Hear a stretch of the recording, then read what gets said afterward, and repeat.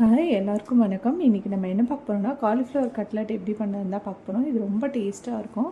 இதில் நான் எதுவுமே சேர்க்கல, காலிஃப்ளவர் மட்டுமே வச்சு காலிஃப்ளவர் கட்லெட் எப்படி பண்ணுறதுன்னு தான் பார்க்க போகிறோம். இது ரொம்ப டேஸ்ட்டாக இருக்கும், குழந்தைங்களுக்கு ரொம்ப பிடிக்கும். இப்போ குழந்தைங்க ஸ்கூல் போயிட்டு வரதுனால ஈவினிங் ஸ்நாக்ஸ் கேட்பாங்க. கண்டிப்பாக இதை நீங்களும் வீட்டில் ட்ரை பண்ணி பாருங்கள். இப்போ வாங்க காலிஃப்ளவர் கட்லெட் எப்படி பண்ணுறதுன்னு பார்க்கலாம்.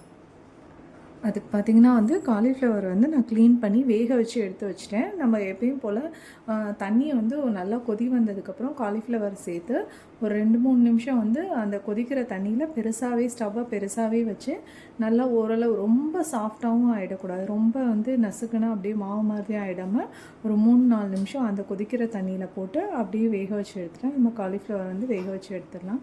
எப்பயும் போல் நம்ம பொரியலுக்கெலாம் வேக வைப்போம்ல, அந்த மாதிரி தான் காலிஃப்ளவர். எதுக்காகனா அதில் புழு இருக்கும்ல, அதனால் அதை வேக வச்சு எடுத்துடுவோம்.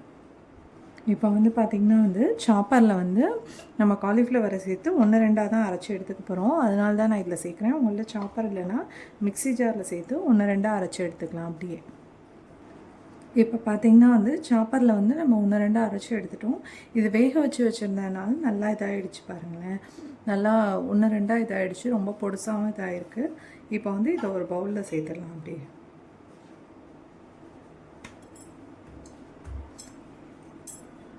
ஃபஸ்ட் டைம் நான் போடும்போதே பார்த்துருப்பீங்க, பெரிய பெரிய பீஸாக தான் போட்டேன். வேக வச்சு போட்டதுனால அது நல்லா இதாகிடுச்சு. இப்போ நம்ம பச்சை காய்கறி இதே பச்சையாக போட்டோன்னா சாப்பரில் இவ்வளோ நைஸாக இதாகாது. வேக வச்சு சேர்த்ததுனால நல்லா நைஸாக உதிரியாக ஆகிடுச்சு.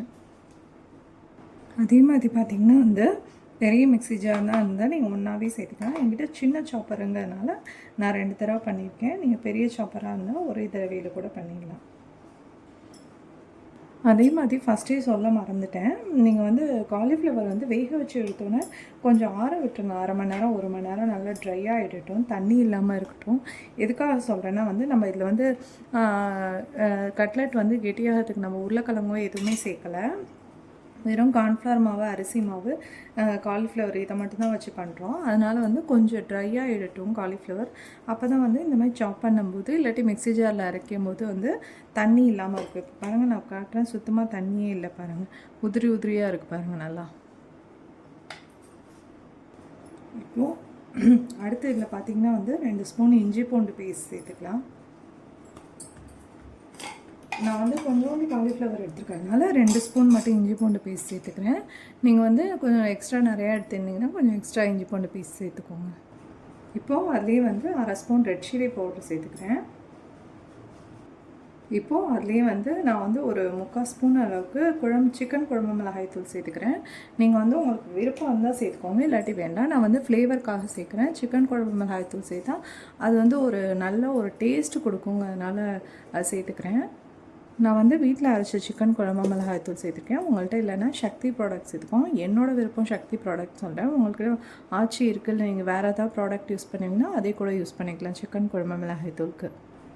இப்போது அடுத்த அதிலேயே பார்த்திங்கன்னா 1 ஸ்பூன் அளவுக்கு மல்லி பவுடர் சேர்த்துக்கிறேன். ஏன்னா வாசனை நல்லாயிருக்கும், மல்லி பவுடர் சேர்த்தா டைஜஸ்ட்டும் நல்லாகும். டைஜஸ்ட் ஆகிறதுக்காக தான் நம்ம இஞ்சி பூண்டு பேஸ்ட்டும் சேர்த்துக்கிறோம், மல்லி பவுடரும் சேர்த்துக்கிறோம்.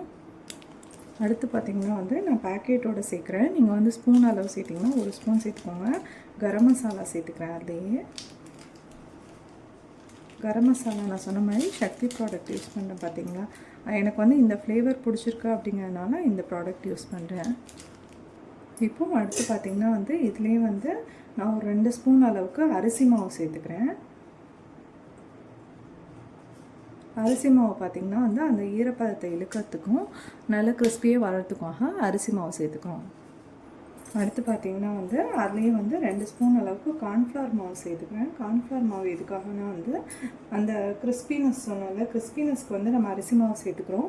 கார்ன்ஃப்ளவர் மாவு உதிராமல் இருக்கிறதுக்கு, இப்போ கட்லெட் போட்டோன்னா அது உதிராமல் இருக்கிறதுக்காக கார்ன்ஃப்ளவர் மாவு சேர்த்துக்கிறோம். 2 ஸ்பூன் சேர்த்துருக்கேன். நீங்கள் எக்ஸ்ட்ரா வேணுன்னா கொஞ்சம் சேர்த்துக்கோங்க.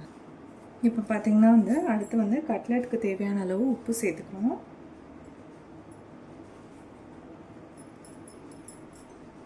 இப்போது இது எல்லாத்தையும் நல்லா பிசைஞ்சிடலாம்.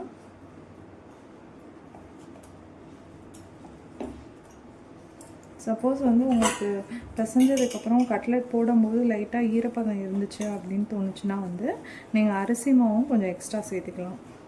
அரிசி மாவு கார்ன்ஃப்ளவர் மாவு கூட சேர்த்துக்கலாம்.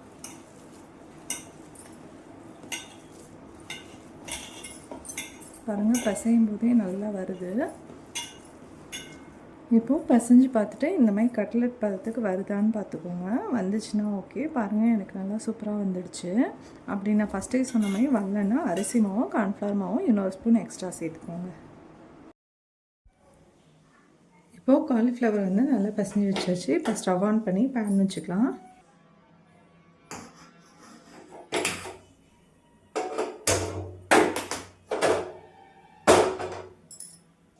இப்போது பேன் நல்லா ஹீட் ஆகிட்டு எண்ணெய் சேர்த்துக்கலாம். நான் வந்து இன்றைக்கி டீப் ஃப்ரை பண்ணல, ஷாலோ ஃப்ரை தான் பண்ணுறேன். அதனால் வந்து நான் கொஞ்சம் எண்ணெய் தான் சேர்த்துக்கிறேன், ரொம்ப டீப்பாக ஃப்ரை பண்ணல இன்றைக்கி. இப்போது எண்ணெய் நல்லா காஞ்சிச்சு. இந்த மாதிரி கையில் தட்டி எடுத்துக்கலாம். இன்னும் வந்து உங்களுக்கு என்ன சைஸ் கட்லெட் வேணுமோ அந்த சைஸ் தட்டி எடுத்துக்கோங்க. நான் இந்த சைஸ் போடுறேன் இன்றைக்கி. இப்போது எண்ணெய் நல்லா காஞ்சிச்சு, ஒன்று ஒன்றா போட்டுடலாம்.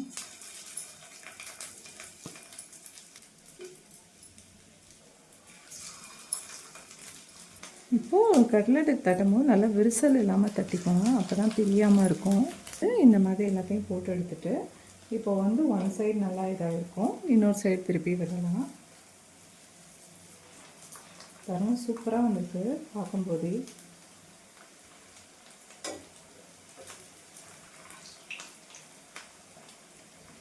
பாருங்கள் இதை பார்க்கும்போதே உங்களுக்கு தெரியும். பாருங்கள் கொஞ்சம் கூட உதறவே இல்லை பாருங்களேன் காலிஃப்ளவரில். நம்ம இத்தனைக்கும் வந்து நான் 2 ஸ்பூன் அரிசி மாவு 2 ஸ்பூன் கார்ன்ஃப்ளவர் மாவு தான் சேர்த்தேன். ரெண்டுமே உடம்புக்கு நல்லது தான், அரிசி மாவு கார்ன்ஃப்ளவர் மாவு. இதில் பார்த்திங்கன்னா நான் வேறு எதுவுமே சேர்க்கலை, வெறும் காலிஃப்ளவரை மட்டுமே வச்சு கட்லெட் பண்ணியிருக்கேன். கண்டிப்பாக இதை ட்ரை பண்ணி பாருங்கள், ரொம்ப டேஸ்ட்டாக இருக்கும். நம்மளுக்கு வேலையும் கொஞ்சம் கம்மியாக இருக்கும். ஏன்னா இப்போ நம்ம காலிஃப்ளவரை வேக வச்சுட்டு அதுக்கப்புறம் எங்கேயா போகிறோம் அப்படின்னா வேக வச்சுட்டு போயிட்டு வந்து கூட இதை செஞ்சுக்கலாம், வெறும் காலிஃப்ளவர் மட்டும் வச்சு.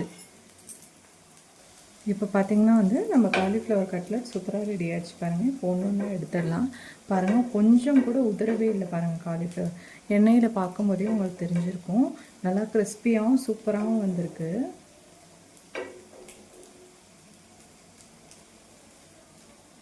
இப்போ பார்த்திங்கன்னா வந்து நம்ம காலிஃப்ளவர் கட்லெட் வந்து சூப்பராக ரெடி ஆகிடுச்சு பாருங்கள். நான் ஒன்று பிச்சு காட்டுறேன். நல்லா சாஃப்டாக இருக்குது, நல்லா கிறிஸ்பியாகவும் இருக்குது. கண்டிப்பாக இதை நீங்களும் வீட்டில் ட்ரை பண்ணி பாருங்கள். குழந்தைங்களும் நல்லா விரும்பி சாப்பிடுவாங்க எல்லோரும்.